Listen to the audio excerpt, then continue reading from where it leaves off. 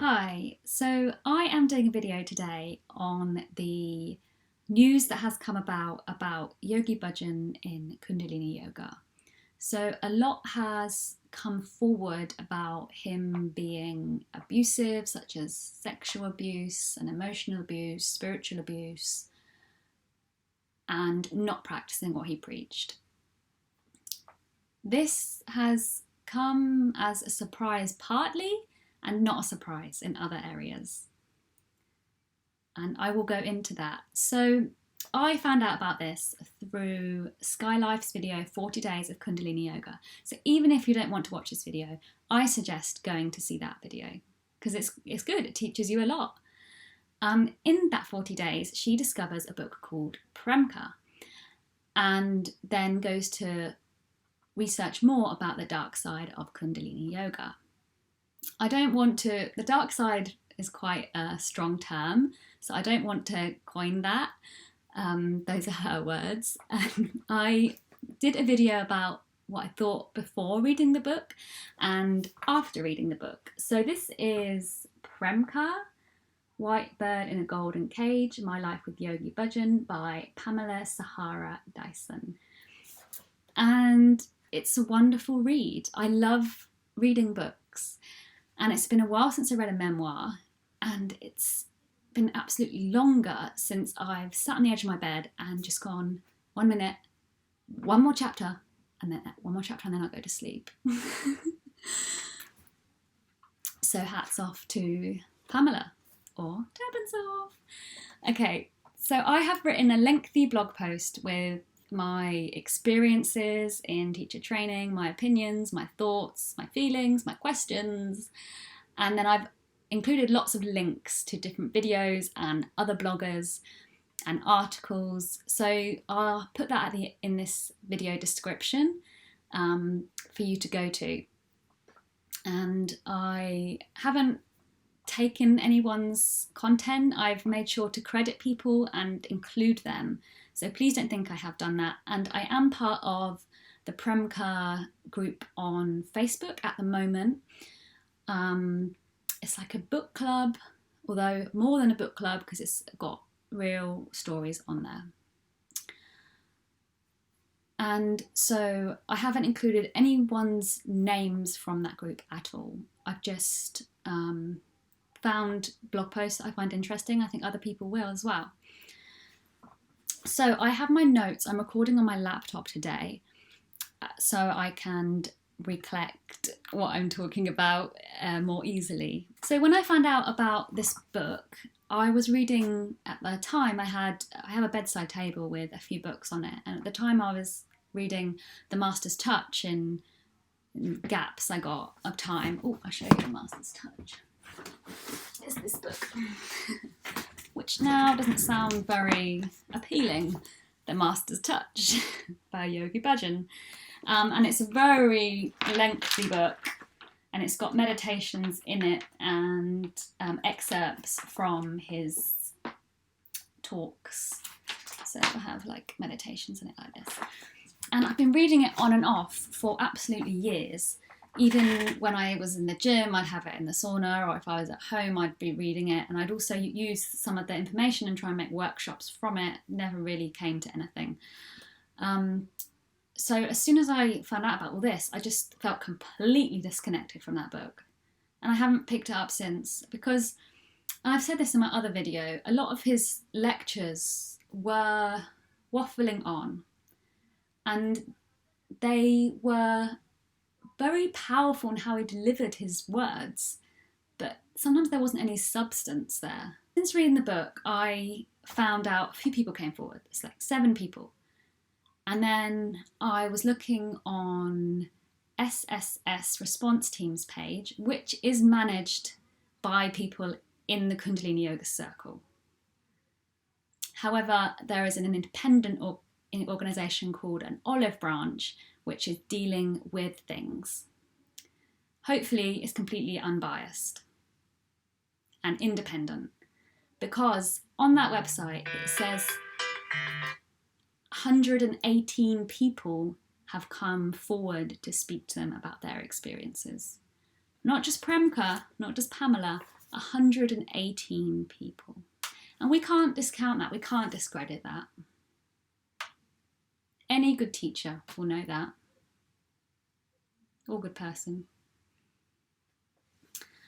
So interviews are going on through April to April 30, and then there's a statement happening in June. A number of Kundalini teachers have come forward, which I think I'm really in respect of that. Some of them I agree with, others I don't. But even so, it's good to come forward. So Guru Ratana, who wrote a number of books, my favourite is Relax and Renew. She came forward and made a lovely statement on Leap Year Day. And it was a positive message for teachers, but she supported the people who had been affected. Snatam Kaur came forward in her statement, a beautifully written statement from a Sikh perspective about her childhood friends being affected. And there have been others, such as Guru Singh, who hasn't publicly come forward, but I've heard accounts of he has supported people, and Guru Ganesha Band as well. So there are other people that I don't agree with the opinions of, and I'm not going to give them the time, I'm not going to pinpoint who they are.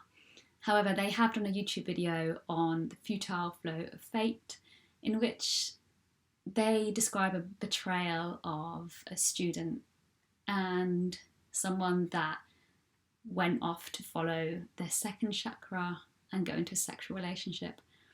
Whereas I, from the book, gather that she went off to have a life of a householder, got married and had a child, which is what Sikh Dharma and Kundalini Yoga are about. Though, each to their own, I truly believe them, and that they can't all be lying, doing it for attention or doing it for money, which is a lot of what other people are saying. So I believe that the legend has fallen, and Kundalini Yoga taught by Yogi Bhajan should just be shortened to Kundalini Yoga. Or it could just be shortened to yoga, and people could still teach, which I will be making some changes to the way I teach, definitely. Okay, so I give an overview on my blog. I'll quickly do a little overview here. So I've been doing yoga since I was 13, and it was started off as Hatha Yoga. And then in my early 20s, I found Bikram Yoga, and then I finished doing that, and then I found a book on Kundalini Yoga, which wasn't anything to do with Yogi Bhajan, it wasn't 3HO. And I found it really interesting. So then I started doing YouTube. I started learning from YouTube videos. I went to a festival, and then I went to classes. I didn't have a teacher per se. I learned from what I could find.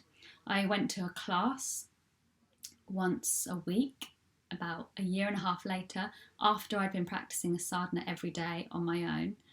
I finally went to a class, and I'd say that was my own experience of a teacher once a week, a long time into my journey. And YouTuber Shiv, she's on Facebook as One Woman Revolution now. And I don't think I missed too much in not having a teacher. I think I developed who I was. I think I came out of my shell. I think Kundalini Yoga was great for my posture, for communicating how I feel, and generally being more myself in all situations. Though there is another perspective I have, in that Kundalini Yoga is very immersive. And I did my teacher training in 2017, and a lot of those memories are coming flooding back, because there's certain things we were told, even though I was trained by the most wonderful people, and I don't feel they went all in with Yogi Bhajan as they could have. I'm glad for that. But it is a very immersive experience for personal development as well. And I'll go into that soon. So I never really understood the blend of yoga and Sikhi, because in 2018 I was blessed with Amrit, that's a Sikh baptism ceremony, and I chose that for myself. From yoga, I really enjoyed reading the Japji, and I started reading it every day, and then I wanted to continue. I went to Gurdwaras and listened to Kirtan, and I found more Gurbani, I found Sikh camps, and I just fell so in love with that side of things. And that is not for everyone. I totally understand if people just want to go to a Kundalini class and chant Gobinde Mukande Yodare Pari. Like, I totally get that. And there's very few people, especially in this part of the world or London, that have had that as part of their journey. So yeah, I'm thankful for my journey. I'm thankful for my roots being with the Guru in the Sikh lineage and not seeing Yogi Bhajan as a guru. It is a bit of a confusing, raw time. I feel like the boat has been rocked. As I said, I do think things are programmed into you a little bit in teacher training, because Yogi Bhajan's name is mentioned throughout the guide, the materials you have, his whole life story, who he was trained by, which is under some speculation now. And there are a few instances that stand out to me. So thankfully, in my classes, we did not do the Tratakam meditation. However, I did read about it because, I was curious and I was interested and I was dedicated.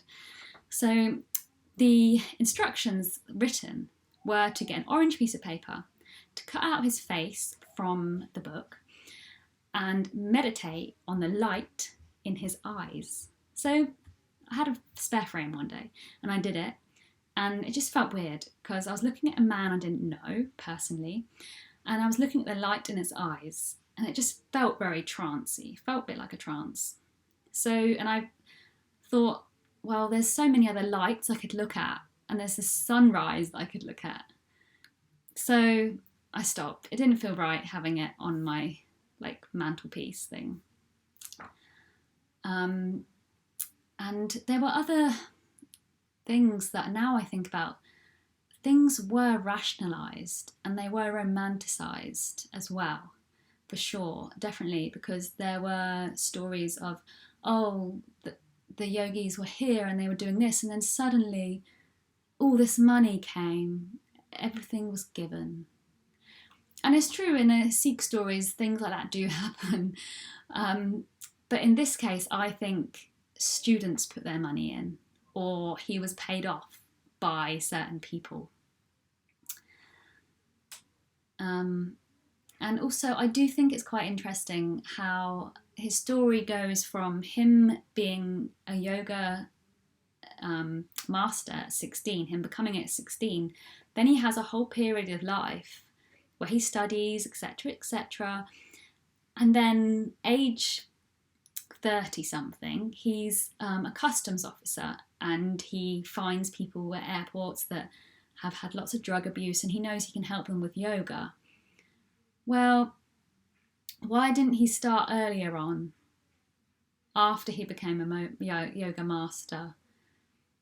Did he just work at an airport and simply think, I'm fed up, I'm going to make money and create a mass following with these hippies who have no idea about Punjabi culture? There are camps of people, there are people that don't believe her, and there are people that say believe her and they believe them. And then there are another camp, I don't believe her and she was after sex and money. So I also think of it another way, because you've got to think that his teachings were spread over 50 years.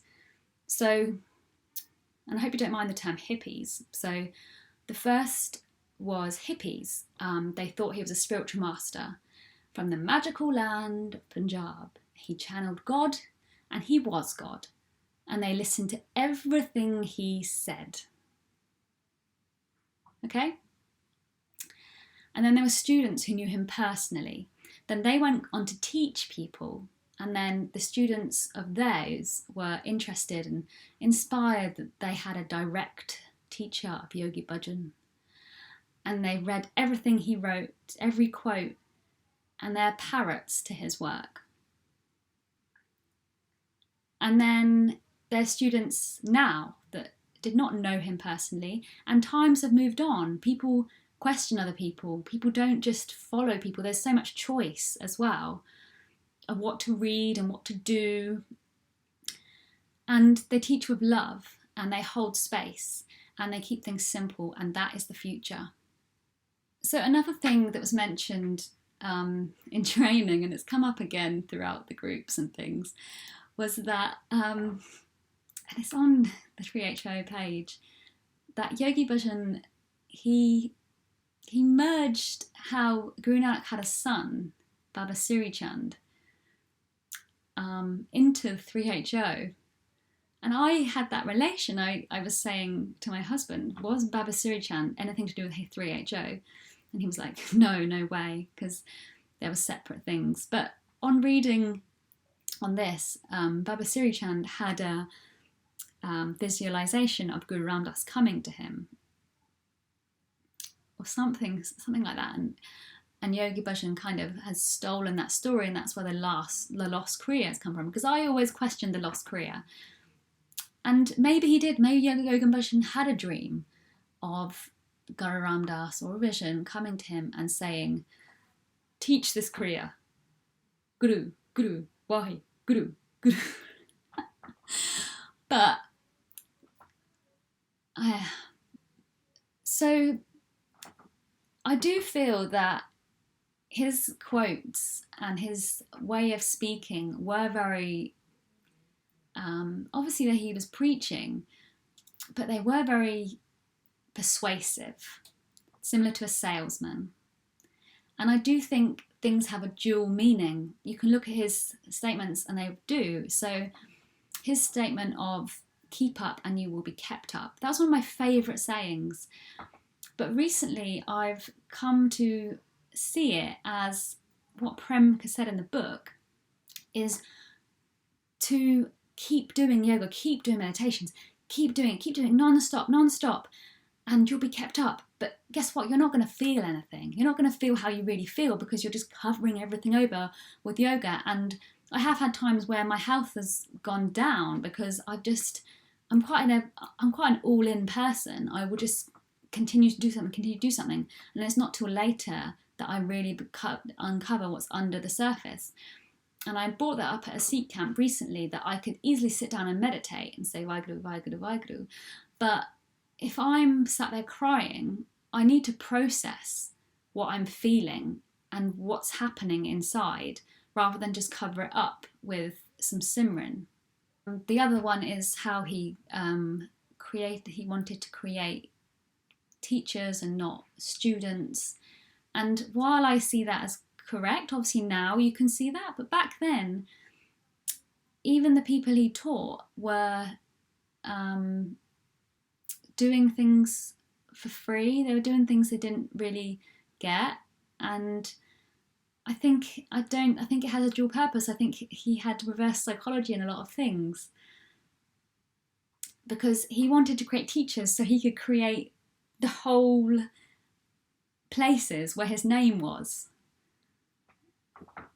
And I think if he had been around when a lot of teachers came out that were doing things they're doing now, I think he would have put a stop to a lot of things. I had many questions that some have been answered, some I have shared the answers to. But in this time, in this 2020, he's dead, for one thing. And we have so much time and space between him. It wasn't, but back in the early days, especially people that followed him early, they were in direct proximity to him. So they didn't have this space to talk about it. And everyone kept very much to themselves and were like, Satnamji, and just covered stuff up. And so I do feel for them, I really do. So I was thinking to myself, did Yogi Bhajan practice what he preached? Because even though this abuse has come out and all of that, did he actually practice what he preached? If you think about it, the pictures of him in the beginning are sitting very much like a yogi and a build like a yogi, whereas later on he has a pot belly and he looks tired and he looks unhealthy. Is that the image of a yogi?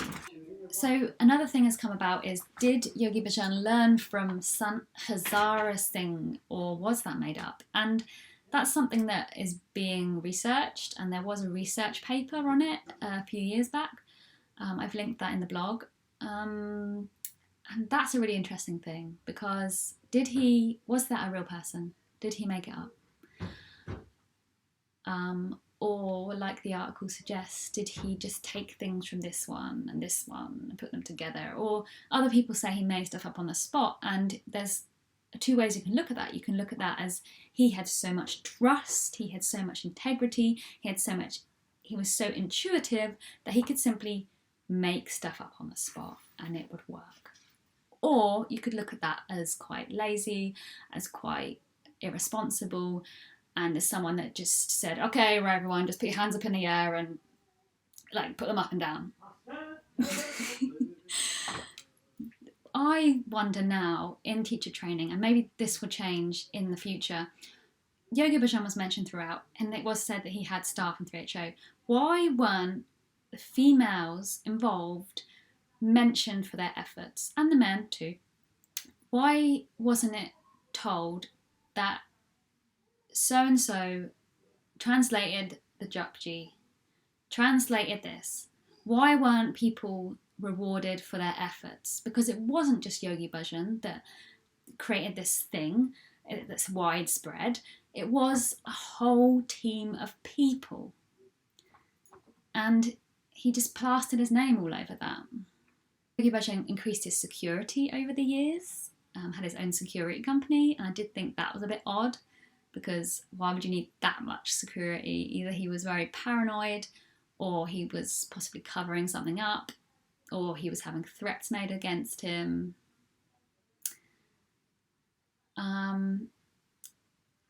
I think from the early things that I'm reading is that he really said that he channeled God and that he gave the word of God. And possibly he even thought he was on a mission from a Sikh guru, by the sounds of it.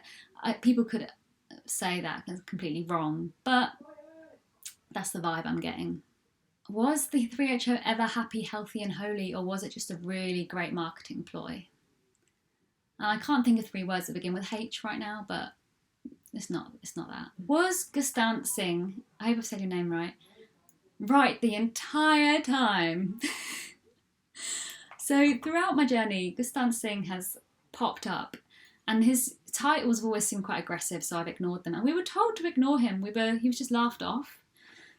But I've watched a video recently and it makes some sense. I don't agree with him bashing SikhNet, because I like SikhNet a lot. But I see that he is Amritari Sikh, and he was very genuine in the video that I watched, and I've linked it in my blog post. So there's other questions that I followed up in the post, such as chanting Om Namo Gurudev Namo. That's still, people are at least 3 teachers that are saying, yeah, continue doing that. And another YouTuber, because it doesn't, but then the author would say it's directly calling Yogi Bhajan. Whereas when you chant, for me personally, when you chant Om Namo Gurudev Namo, you're setting the space and you're calling on your teacher and who you choose that teacher to be. Your teacher could be a completely different religious figure to mine, or it could just be life. Because I like Eckhart Tolle's passage, little words in his book, The Power of Now, that your greatest teacher is life, your greatest guru is life.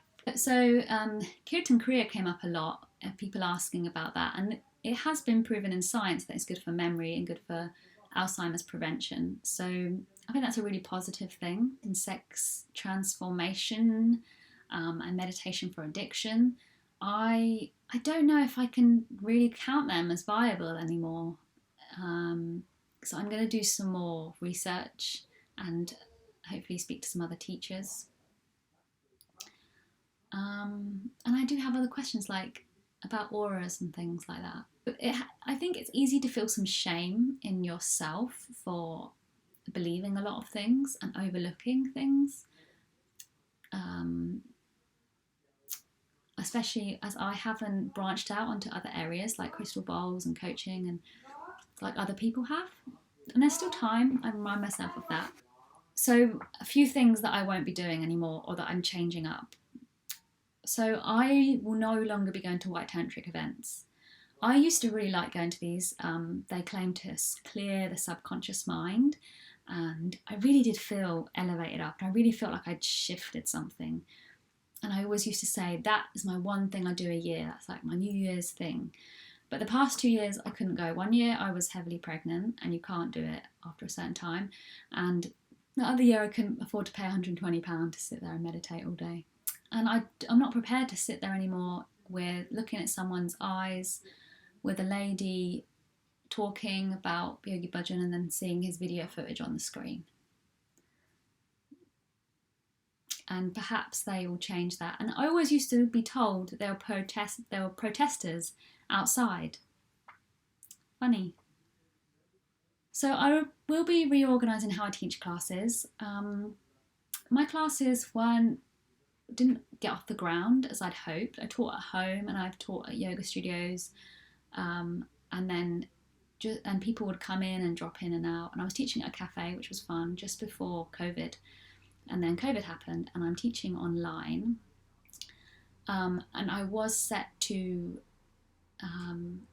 set up some online courses, and I think I will still do that, but I want to keep them simple and I want to keep them authentic, and I want to keep them aligned with what I truly believe and what I believe Kundalini Yoga is, like the roots of it, without any jurisdiction on other parts of it. Because I do feel, like I've said, Kundalini Yoga is really practical and powerful compared to other yogas I've done. I think it could be because of the powerful poses, the ability to hold poses for longer, and the internal chatter of the mind is turned off. And it gets the heart rate up. That's one thing I miss about, I don't regularly go running at the moment or doing martial arts, is it gets the heart rate up, and that's really important for your body and for endorphins. I won't suggest people do the breath pattern Satnam because I don't feel it's relevant. I think it's a bit too suggestive now, that people can just breathe. I do tell people to breathe, listen to their breath, long deep breathing. Satnam is something that also stuck out to me, and I often wondered why he just said inhale Sat, exhale Nam, and not include Waheguru in that as well. I suppose he was really focused on just the Satnam. And one thing that really stuck out to me in my journey of this is that Satnam was a completely different translation to a Sikh way of knowing Satnam.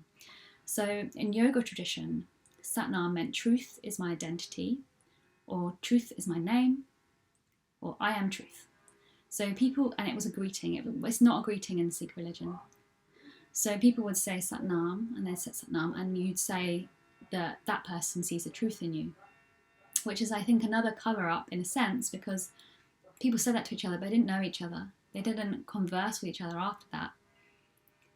Whereas if you do see someone that's Sikh, and you'd say Sat Sri Akal, or you'd say Waheguru Khasa, Waheguru Ji Ki Fateh, and then you start talking with that person.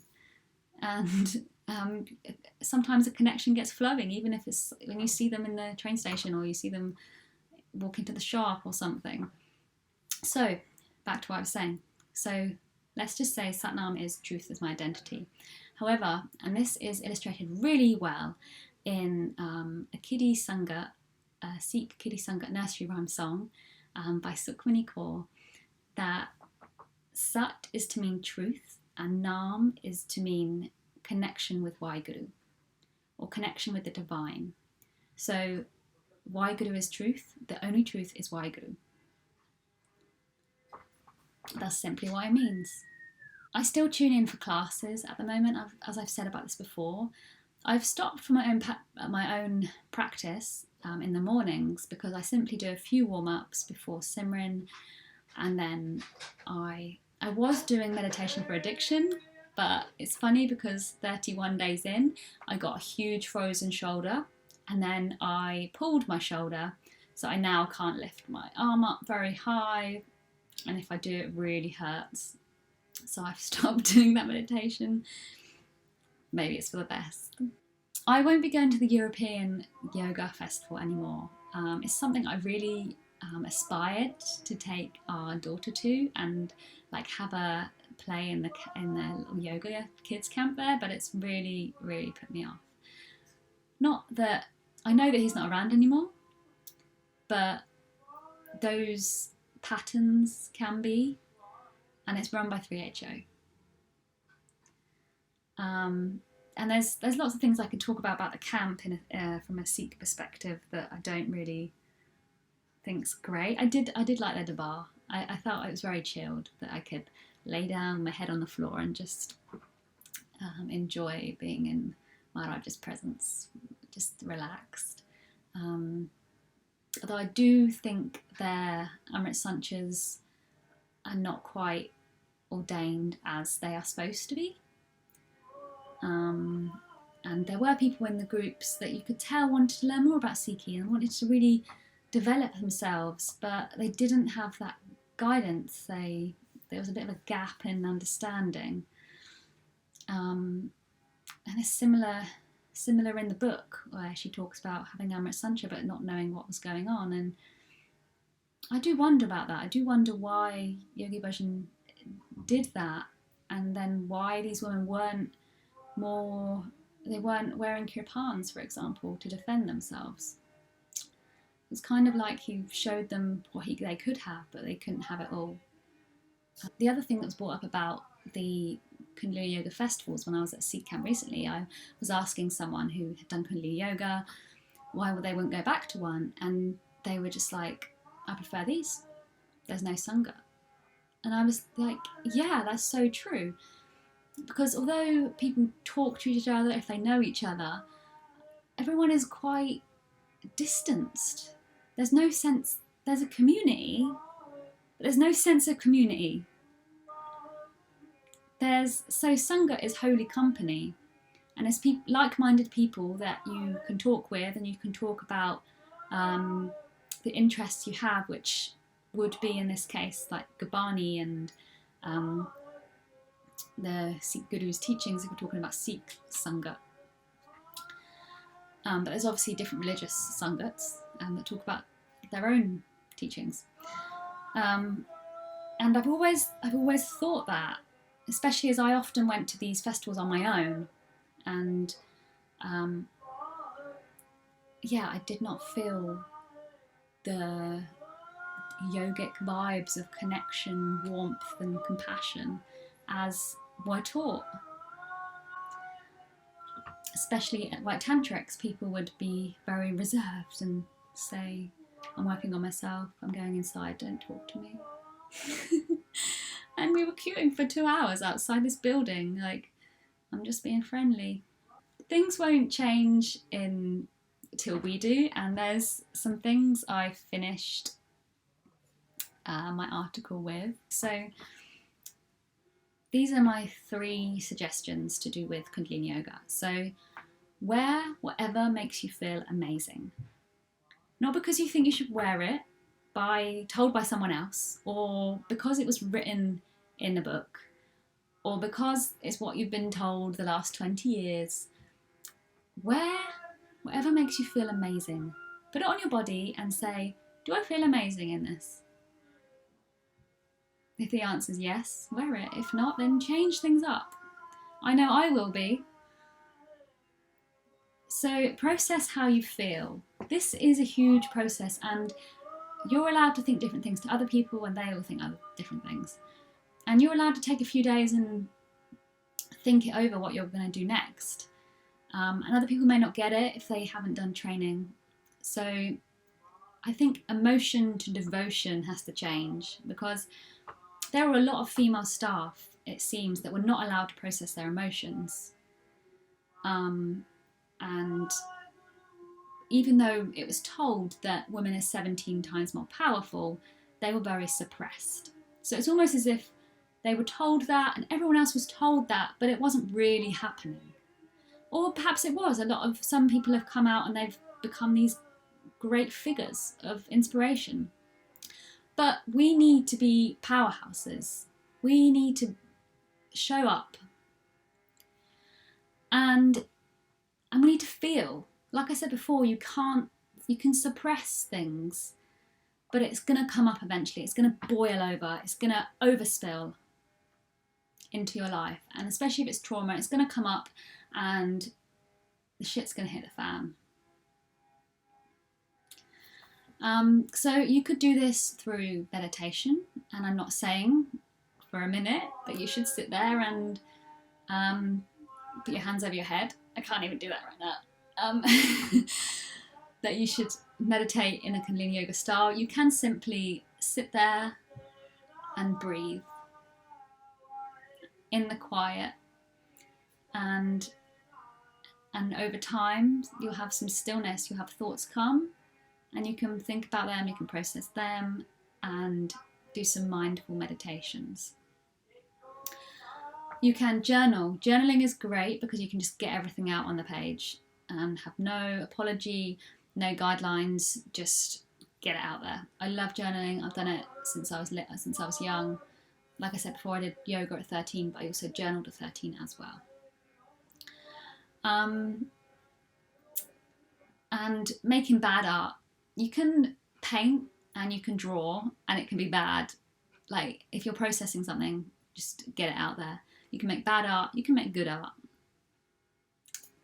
It's about being expressive. If we're put into this box and we're told do this, do this, do this, then now is the time to feel and be expressive. And talking obviously is a great way of doing this, and I've been doing a lot of that with a variety of people. Some are teachers, some are friends, Facebook people, and the camera of my laptop. I feel like we need to do the same in classes and in real life as well. So perhaps some teachers do this already, that I want to incorporate what I learned through pregnancy yoga classes. I went to some beautiful classes that were at a lady's house, and she charged a little bit more than other people, and there was a waiting list, but it was worth it. Because afterwards we chatted, actually even in their classes that weren't they were in a hall as well. There was a common thing where we had a cup of tea and had some snack, and we just chatted openly. There was no pedestals. We were all on this even ground, and that's something that we should be putting into practice, because if you think about in the Sikh way of life, everyone is on the same level. No one is high, no one is low. Similar to when you go to a langar hall and everyone's eating langar. There's no one sat on a throne eating a fine plate of langar. One thing I'm taking from this is that I really reflected that Kundalini Yoga became such a focus, and it's really easy for it just to become the only goal I have. Whereas similar to Pamela in the book, I also had an art practice that I really put to the side, and yoga, I went full in with yoga. So I really would like to rediscover my artist self, because I was making these posters, free printables, and I've got them on my website. I've got a few free printables. I've been experimenting, but I was making them and I was feeling a bit like, ugh. I felt like I was doing someone else's work. And now I know where that feeling has come from, because that is, other people must have felt that too, that I was just doing like Yogi Bhajan's 7 Steps to Happiness, and it wasn't me, and I could feel that in my body, but I couldn't express that fully. In case there are some confused people out there of different ways they live their life, this is what I will say to you. So If you are a Sikh, then follow through with what you do already. So the Guru's Bani, Nitnem, Hukanama, Sadhana, Simran, Ardas, and the entire Guru Granth Sahib. Continue with those learnings. And SikhNet is a really great resource. I like SikhNet a lot. If you're not Sikh, but you follow the Sikh Dharma, such as listening to Kirtan, reading the Japji every day, doing Seva, Sadhana, if it brings you joy and peace, keep doing it.